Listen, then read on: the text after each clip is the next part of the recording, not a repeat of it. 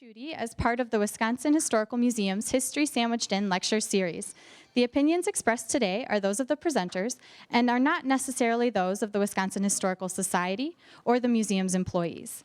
Kim Chudy, a native of New Glarus, has been active in historic preservation for years. He has published historic books, including two in the Images of America series, one on Greene County and the other on the Swiss of New Glarus. He's here today to share the story of some of southern Wisconsin's lost towns. We like to call them ghost towns. So please join me in welcoming Kim Chudy.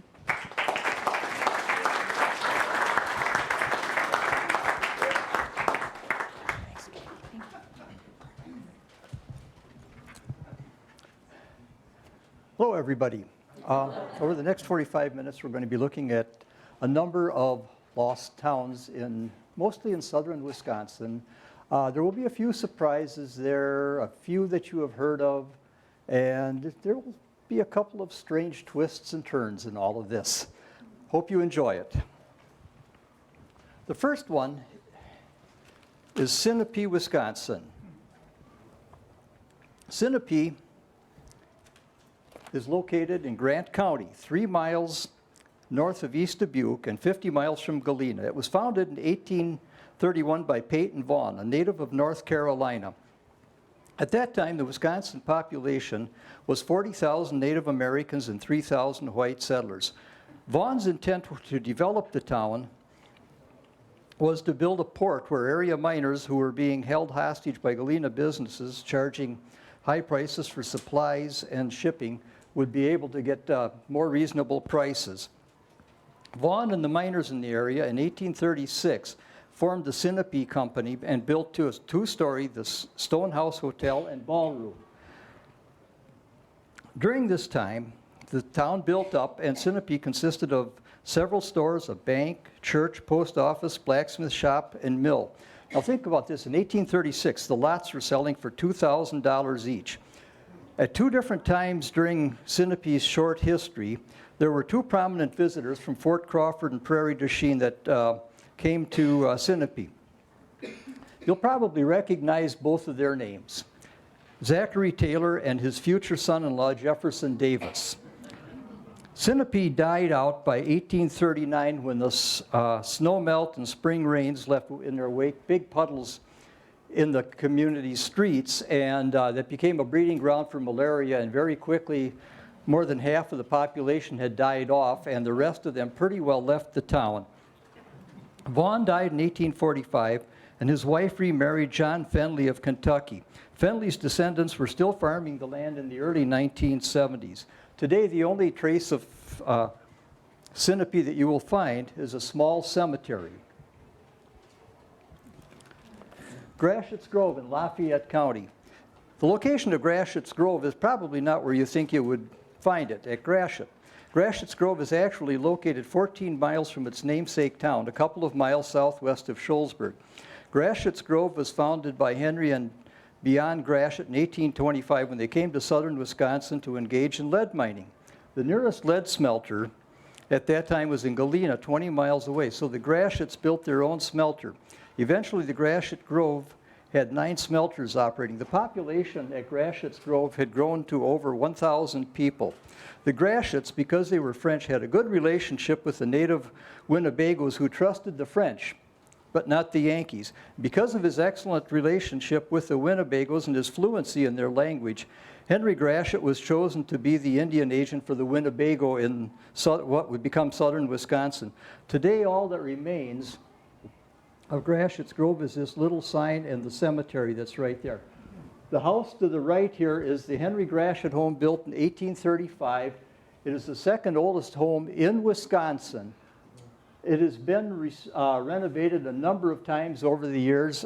There was a real bad fire in it at one time that destroyed much of the interior, and it was completely rebuilt, and it was again restored just the last 2 or 3 years. If Henry came back today, he would still recognize the exterior of the house, but he would be shocked at the inside. But it has been a very good, straightforward restoration of what he had built. Next is New Diggings. New Diggings was first settled in 1824, making it the first permanent settlement in Wisconsin. New Diggings is located about 5 miles southwest of Gratiot's Grove. The Indians were the first miners in southwest Wisconsin, and they used the lead for decorative and trading purposes. The first white miners known to be in the area came between 1690 and 1720. To give you some idea how quickly the lead rush developed, the 1825 population in the area was 250 people. 1826, 1 year later, the population had reached 4,000 people. Wisconsin's 1836 population was 11,000, with 5,000 in Grant, Iowa, and Lafayette counties. During the Black Hawk War of 1832, which played out just south of the border between Wisconsin and Illinois, the residents fled to forts in Elizabeth, Illinois, and other numerous forts in southwest Wisconsin for the duration of the war. In 1844, a young Italian priest, Father Samuel Mazzucchelli, came to New Diggings, and he built St. Augustine's Church. St. Augustine's is still standing today, one of the few buildings that is left. It has been restored in 2007. It is now in the National Register of Historic Places. Because there was some concern about the Indians in the area, Mazzucchelli built the altar in such a way that as you're facing the altar to the right side, if you go up to it, you can find that there's a little trap door that goes underneath the altar into a hole in the ground where the school children could go if the Indians were coming into the area. But there never was really any problem with the area Indians. Now, the Irish miners could not pronounce that darn Italian name. No way. So they just took to calling Father Mazzucchelli Father Matthew Kelly. Mazzucchelli was a strong believer in education, but also in the separation of church and state. His schools were all open to all religions, but if you happened to be Catholic and you wanted a Catholic religion for your children, they stayed after school for the Catholic education. Today there are only 2 buildings or businesses left in downtown New Diggings, and this is a shot of looking at New Diggings Main Street from the south. The building right here is still existing. That is a tavern, and this is what the Main Street looked like looking west. That's all gone. There are several of the early buildings somewhat standing, but each year they fall more and more into disrepair, and they will never be saved. New Diggings, like so many towns, fell victim to the loss of the natural resource, which is what is a typical strain with almost all of the towns that we're going to discuss today. Either it was a natural resource boom that they could take and use, or it was the loss of the railroad or the railroad not coming to their town. Belmont, Lafayette County. 1835, the Wisconsin Territory was formed by Henry Dodge and was sworn in as territorial governor on July 4th, 1836 in Mineral Point. Dodge first ordered a census to show that showed Wisconsin population center to be southern Wisconsin. A Galena promoter, John Atkinson, offered to build a capital city for the new territory, which was to consist of 4 buildings, one for the legislature, one for the Supreme Court, a governor's home, and a rooming house for the legislature. This move to have Belmont as the state capital was highly criticized by the Green Bay area newspapers. When the first legislature convened on October 25th, 1836, only 1 building was completed, and the legislators were forced to sleep on the floor wrapped in their coats. And it's interesting, the bulk of the legislators were Protestants, but Father Samuel Mazzucchelli was called upon to do the invocation for the first meeting of the legislature. There was a speculator, you may have heard of this guy, especially if you're in Madison, James Doty, who realized that this location was not going to work out for the state capital, and he purchased land in Madison for $1,500, and well, we can see how that worked out. The state capital is about a baseball throw away from here. The first judge was Charles Dunn, who came in 1836, and he continued to live in the original Belmont for 36 years. The first legislature only met for 36 days. The capital was then moved to Madison, but Belmont held on for a number of years. In 1910, the Women's Federation, Wisconsin Women's, 1910, the Women's Federation of Women's Clubs bought the site and restored the buildings.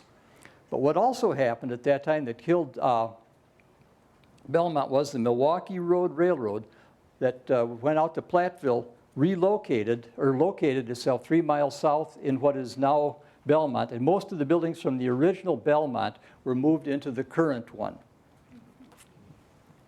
The next three are three very interesting communities that never had a main street, but they were communities nevertheless. The first one is Pleasant Ridge in Grant County. Pleasant Ridge is located about 7 miles southwest of Lancaster and was birthed with Wisconsin statehood in 1848. Pleasant Ridge is not a town in the traditional sense, but an ethnic settlement with a very unique history that lasted until 1961. By 1900, Pleasant Ridge boasted a population of 200 people. All were black, ex-slaves or ancestors of slaves. It was founded by William Horner, a Virginia plantation owner and slaveholder who moved to Wisconsin in search of cheaper land and over his concerns about slavery.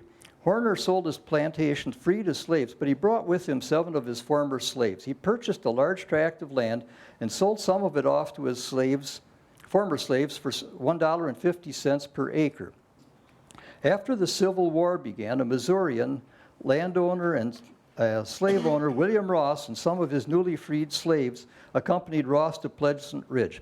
1863 brought John Green and his family to Pleasant Ridge. John Green was unique to some degree because he could read and write, and he became one of the leaders of this new colony.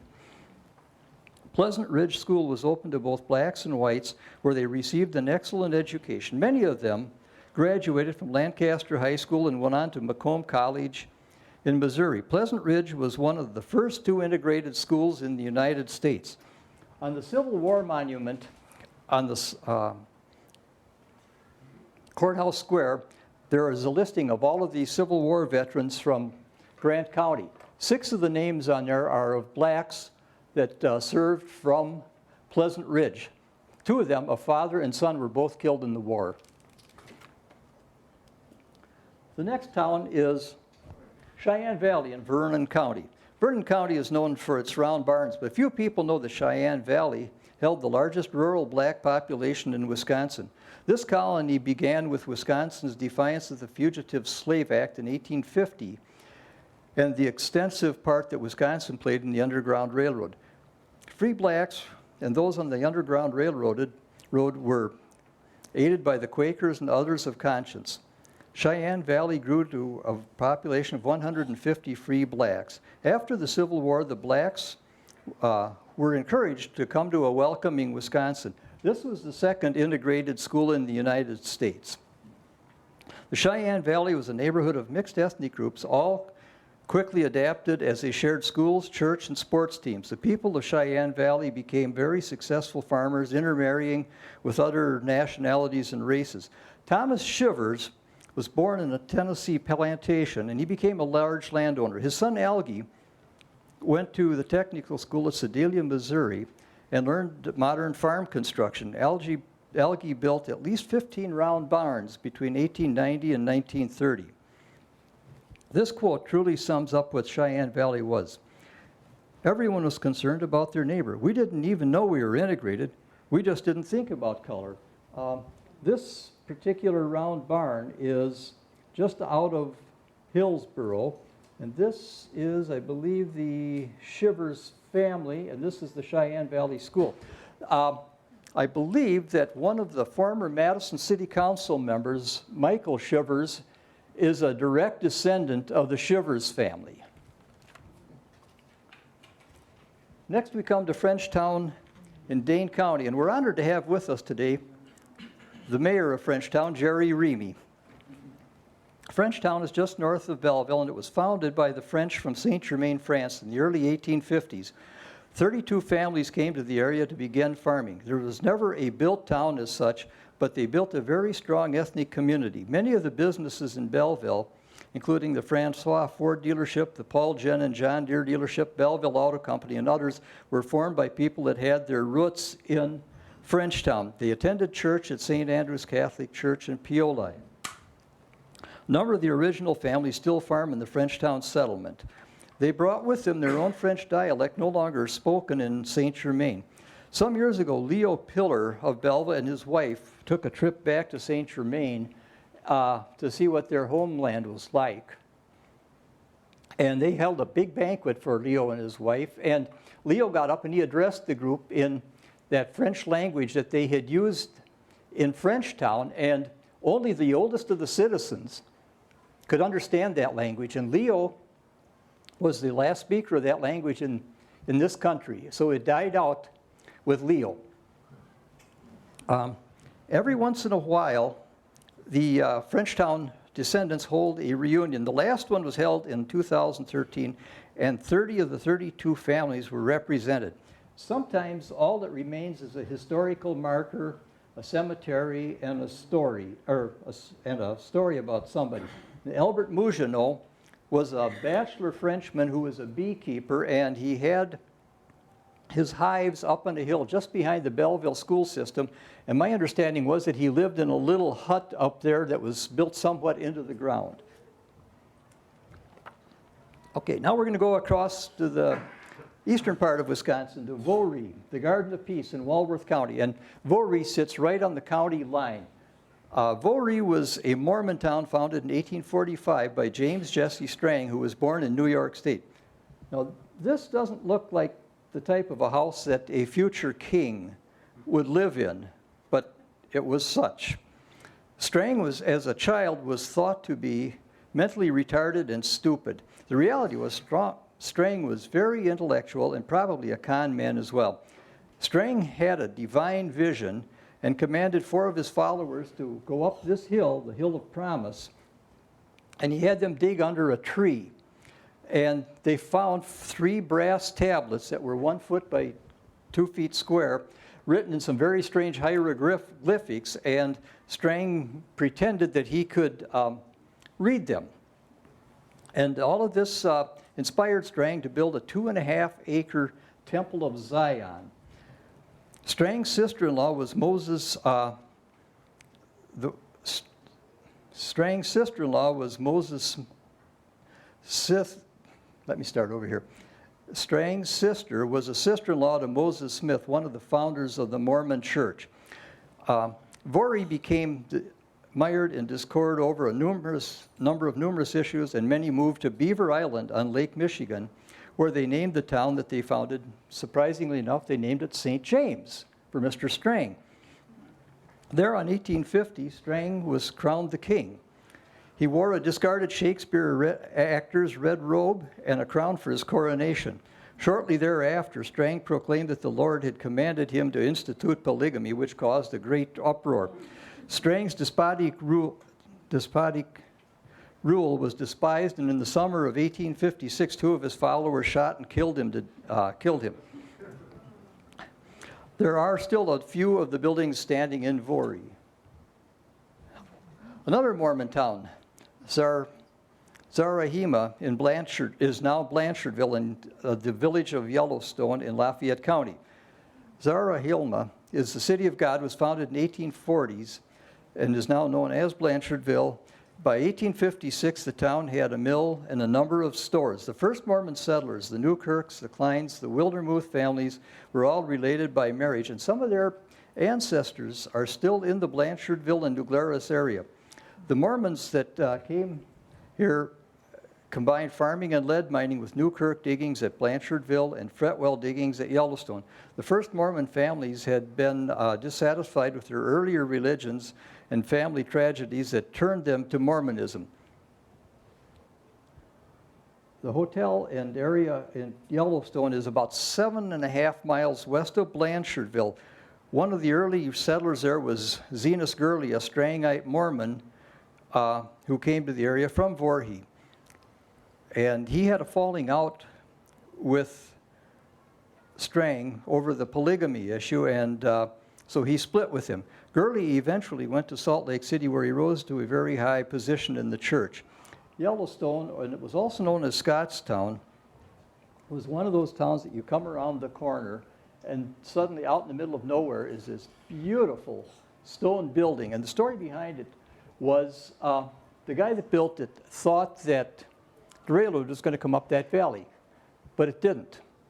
And so he had this building and no railroad. And that was a very common thing because the railroad that came through Blanchardville killed off two towns, and we'll get to that one very quickly. This building did serve as the post office. The owners have kept it up very nicely. The second floor still has an intact dance hall in it that they have chosen to preserve. Today, there are new pioneers moving into the same area, the Amish farmers that have moved in and have bought up quite a few of the farms there. Okay, Moscow in Iowa County. Moscow, 2 miles cross country from Blanchardville, was founded in 1847 by Chauncey Smith, who built a mill on the Blue Mounds branch of the Pecatonica River. At its height, Moscow grew to 110 people. The businesses in Moscow included a carding mill, broom factory, blacksmith, cheese factory, doctor's office, post office, hotel, and school. It was a very well-educated populace, and they formed a literary society for their citizens. In 1888, the Illinois Central bypassed Moscow for Blanchardville, and as the story always goes, the town died. Most of the buildings were moved into Blanchardville. Moscow had a very interesting history. In 1873, the Norwegians of that area, and it is a very solidly Norwegian area, staged a 17. Mai, which is the Norwegian Independence Day. They had heard that Ole Bull, who was a Norwegian virtuoso violin player, was in Madison at that time, and they decided they wanted to get him out there to play and speak at their 17. Mai, so they took a 2-day buggy trip to Madison to find out if Bull would come out, and he said yes, he would. So Ole came out, and he spoke to a crowd of 3,000 people. After he was done, the crowd started cheering, and they asked him if he would play the violin. He says, "I have come to speak, not to play. And I don't have a violin." This little 10-year-old kid walked up to him, handed a violin up to him, and said, "Here." And he played. That violin is still in the hands of the grandson of the little kid that handed that violin up to Bull, and he still plays it, and he can still play the same songs that Ole Bull played that day. 1933, they did a reenactment of this, and at that reenactment, they drew 2,000 people. And then in 2003, they did yet another reenactment of this, and they had quite a cast of characters there to play out the parts. State Representative Steve Freeze played out one of the speakers, and former Madison Mayor and Iowa County Judge Bill Dyke also played out a part.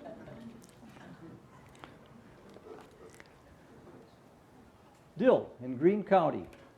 Dill was one of these towns that was founded strictly on the railroad. In 1888, the Illinois Central Railroad came through Dill on its way up to Dodgeville, and Dill was where the Milwaukee Road going west and Dill crossed. So this little town was formed. Now Dill is just 1 mile west of Browntown, and they decided that they should have a town there because they had a depot. The depot was shared by both railroads. It's an Illinois Central depot, and the agent worked for both of the railroads. There was fierce competition between the railroads, and it was pretty vicious at times. Then one winter, a decision was made that they needed to move the depot across the river. So they waited till the river was solidly frozen. They jacked the depot up, put skids under it, and hitched horses on it, and pulled it across the river. Now the hotel served the passengers of both railroads. There were 12 rooms in the hotel. They served meals, and there was also a stockyard in Dill. Dill had its own homemakers group, and Dill died in 1942 with the removal of the tracks from Dodgeville back to Freeport, quote, for the war effort. The only trace of Dill that you'll find today is one green road sign that says Dill. And there is not another trace that you can find. And you would think that just with 72 years or thereabouts that you would find something, but there's absolutely nothing there. I bet you didn't know that oil was ever struck in Wisconsin. Well, you're about to hear the real story of this. Oil City was founded in the Kickapoo River Valley in 1842 by Esau Johnson, who was the first permanent white settler in Monroe County. In 1866, an Easterner named Tickner arrived in Oil City, telling people that he was an oil expert. And after several days of exploring around, Tickner came back and he told the people that he thought that the terrain looked pretty darn good for finding oil. So Tickner began leasing land at exorbitant prices for oil exploration, and he reluctantly, very reluctantly, sold stock to the investors. Exploration for oil began, and several days later, Tickner discovered oil. And he quickly formed the Gem Petroleum Company, which just drove the price of the stock up even more. After some drilling, a gusher was struck at 700 feet with liquid blasting 20 feet into the air. The only problem was, it wasn't oil. They sprung an artesian well, which is still running today. But by the time he was found out, Tickner was long gone and a rather wealthy man. Oil City was platted in 1870 with 8 blocks and 72 lots, and all were sold by 1883. At its high point, Oil City had a post office, a mill, a blacksmith shop, stores, schools, and a sawmill. All hopes for a sustaining Oil City died when the Kickapoo and Northwestern Railroad stopped building their tracks 7 miles south. That just ended any hope that Oil City ever had of becoming any town of any significance. And like so many towns, because of the railroad not coming there, Oil City's best days were gone. This is Turtleville in Rock County. Turtleville is located north of Beloit. It was founded in 1838 by John and Abel Lewis. The brothers found that Turtleville would provide them with the water power they needed for their sawmill. By 1850, this town had a stone schoolhouse, a Baptist church, and blacksmith shop, and several stores. 1850 also brought an Englishman to town, William Hodson. He was quick to build a flour mill and a distillery, and he hired a lot of local residents for this. He then built this house, which was 17 rooms with 12 feet high ceilings, gardens, fruit trees, all kinds of amenities that you would never expect at that period of time.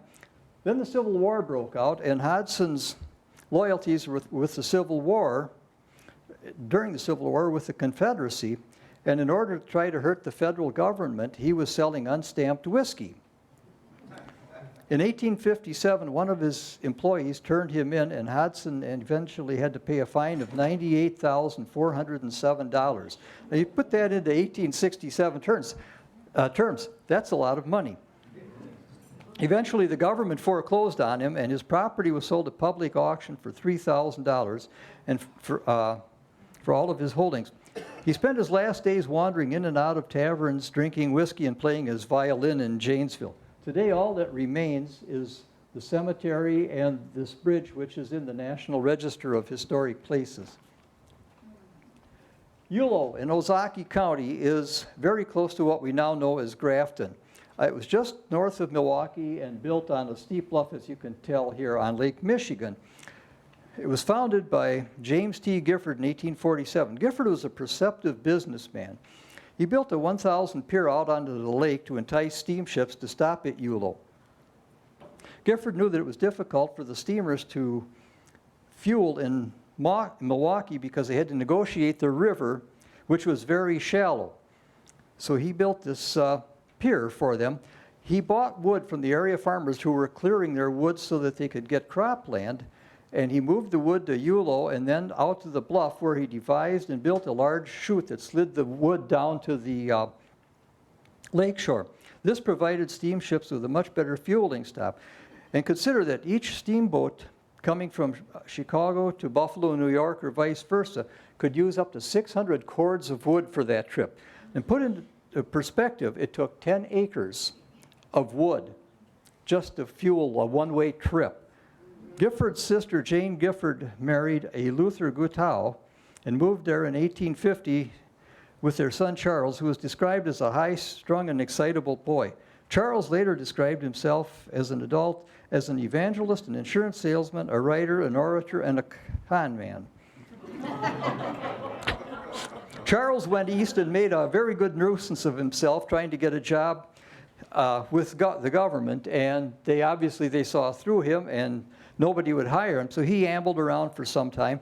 And in July of 1880, a distraught Charles bought a gun and he went to the platform at the Washington, D.C. train station where he shot and killed President Garfield. And as the wood supply died out, so did Yulo. But a new group of inhabitants stayed for a short time, Mormons that were retreating back from Beaver Island. The two of the buildings still exist today. Now we're getting closer to home. Dover in Dane County. Dover is located just 3 miles west of Mesa, Maine, founded in 1844. But its inception began 2 years earlier in Liverpool, England.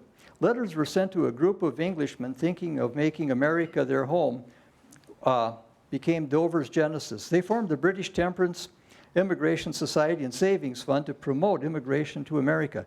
Each family was to get 80 acres of land, including a 2-story, 14 by 20 log cabin and 5 acres of land under cultivation. Emigration began in 1844, and by 1850 the population was nearly 700. Dover had stores, a wagon shop, blacksmith shop, hotels, post offices, and a cooper's shop. Dover's most famous citizen was John Appleby.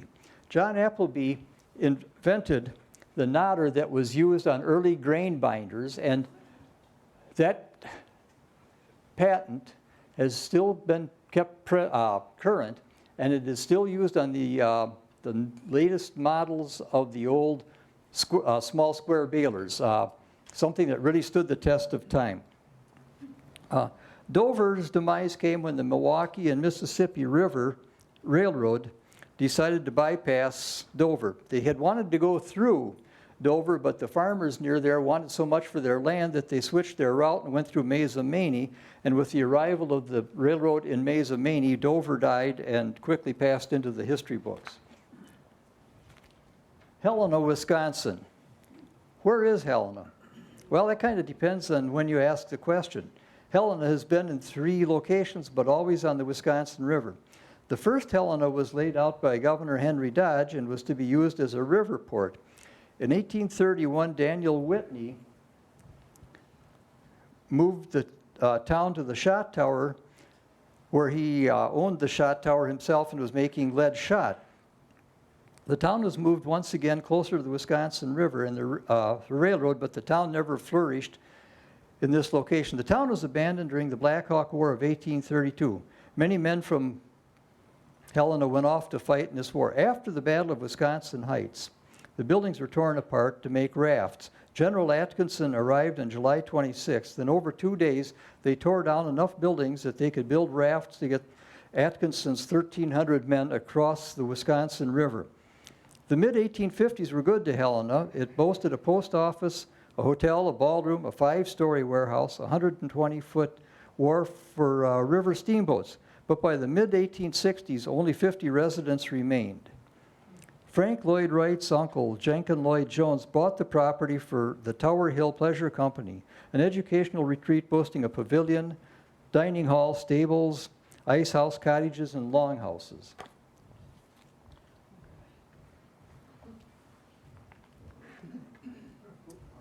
LaRue, I would imagine, have any of you ridden the train at North or Mid-Continent Railroad Museum? Okay, then you're familiar with LaRue. LaRue had quite a history for a very short time. In the 1890s, a number of iron mines were opened up, and that gave LaRue its boomtown moment. The iron ore brought to LaRue 2 saloons, a hotel, a general store, Union Church, and a grade school. To serve the mines, the Chicago and Northwestern Railroad extended their line 2 miles to service these mines. The mines operated on a 2 to 3 shift per day operation, and many of the miners were Norwegian, Swedish, and Finnish. There's one big problem with the mine, and that was water infiltrating. And that closed the mines down, and it reopened some years, another mine opened some years later mining quartzite. The last employee there left in 1960. We're going to skip past a couple of these because of time constraints. Exeter in Greene County. In Exeter, their women were tough, as you can tell. This is their 1939 women's rope pulling team. Exeter was founded in 1828 by William DeVise, a Virginian, who had been in Exeter 1 year earlier. Two traders, McNutt and Bonner, had a trading post just outside of Exeter in 1828. During a drunken brawl, McNutt killed Bonner with an axe, making this the first murder in Greene County. An interpreter named Van Sickle, who worked with them, was a witness to this murder. McNutt left Exeter immediately to go to Fort Blue Mounds to turn himself in for the murder. Shortly thereafter, McNutt arrived at Fort Blue Mounds, and so did Van Sickles. McNutt was transferred out to the jail at Fort Crawford, where a trial was held. Van Sickle was the witness to the murder, but McNutt was found innocent because Van Sickles was a noted liar. They didn't really have that much doubt that he probably did commit it, but they couldn't trust the witness. The first dance was held in Exeter in 1842, and the first 4th of July was celebrated in 1843. The highlight of this 4th of July event was when an area character, Wildfield Lickfield, got up on a whiskey barrel, and there were plenty of whiskey barrels in Exeter, and delivered a speech. Let us recount the history of that great struggle in which they so nobly fought, bled, and died. The hand of the omnipotence was against them, but by the grace of God they conquered. George McGee built this store, and nobody is sure. It could be 1850s, it could be early 1860s. When he opened it up, he had an open house and a dance in the second floor. He had people coming from as far away as Beloit, Janesville, and Rockford. Now you think about that in 1860s, that's 65 miles, and people came that far for this. William DeVise, the founder of Exeter, enlisted in the Black Hawk War of 1832, and he served with both Albert Sidney Johnson and Joseph E. Johnson, who went on to become Confederate generals. DeVise was General Atkinson's aide-de-camp, and DeVise lived in the area until he died in 1885. He was, I think, 95 years old. The other thing that's interesting about Exeter, you think of a good northern town like Wisconsin, or state like Wisconsin, the men would all enlist in the Union Army during the Civil War, but they didn't. A number of them enlisted in the Confederate Army because of their southern roots. Attica, Greene County. Attica is midpoint between Monticello and Albany. It's one of only in 2 townships that is not regular size. 14 of the 16 townships in Greene County are 6 miles square. Attica did not like the town of Exeter, so they got themselves out of it and became a part of Brooklyn Township. So you look at that line and it goes like this. There's that little blip, and that's where Attica is.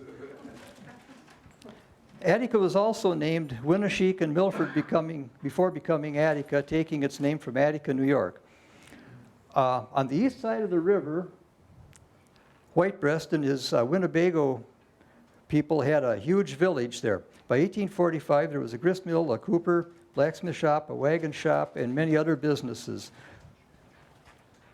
I don't have a photo of it.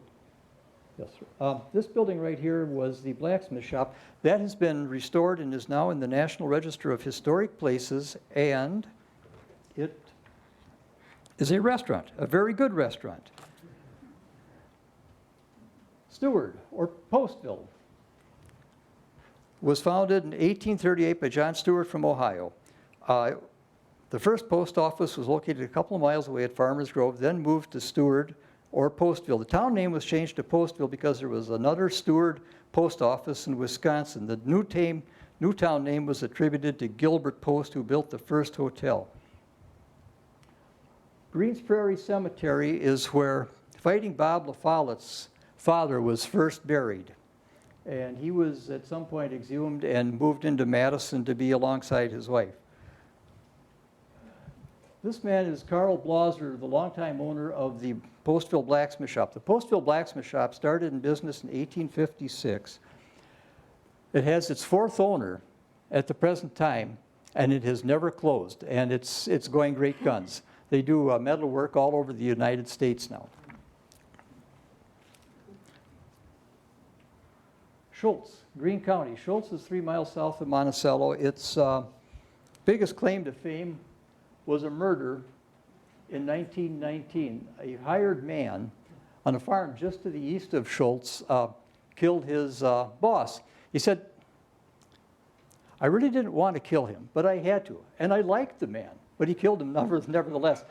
So the sheriff's department was called out, and they arrived, and the guy was holed up in the house. And by the time this whole fiasco was done, the cops had fired 2,200 rounds into the house. The man never got the murderer never got a scratch on him. The farmer was dead. He shot and killed Sheriff Solbra, and there was a World War I veteran who came and said, well, he said, we need to storm the place, and he got killed as well. The hired man ended up in Mendota for the rest of his life. Okay. We're going to have to jump through these. We're going to back up just one. How many of you have ever heard of Martintown? Oh my gosh, this is not a response I expected. Where did you hear of it? We live there. We live in Browntown. Pardon? We live near Browntown. Oh, okay, you're cheating. Yes? I lived in Browntown. Pardon? I lived in Browntown. Okay. Anybody else? Where have you heard of? Monroe. Okay. Yeah, okay. Typically, every one of you has probably heard the name Martintown, but you wouldn't think about it. Oftentimes in the spring, when there are flood watches, flood warnings, high water warnings, and you'll hear the Weather Service say, the Pecatonica River is 1 foot above flood stage at Martintown. Martintown is the gauging station. And we're going to finish up with my favorite one, Centerville in Decatur, Greene County. Centerville was just a marvelous town. I mean, my gosh, just look at it. You're laughing. Why? Don't you see anything there? But it was such a beautiful. Centerville had a beautiful, wide main street. Buildings, 2- and 3-story buildings, businesses, a beautiful town square, parks, everything you could possibly want. Small houses, big houses, exquisite houses. What happened was the town was laid out, and speculators that laid out the town had these beautiful drawings of Centerville. And they went to Milwaukee, Chicago, Detroit, Cleveland, Philadelphia, selling these lots in this beautiful mecca in southern Wisconsin. These people showed up to claim their lots, and the only thing they found were the red surveyor's stakes. There was never a nail driven there. And the speculators were long gone. Any questions?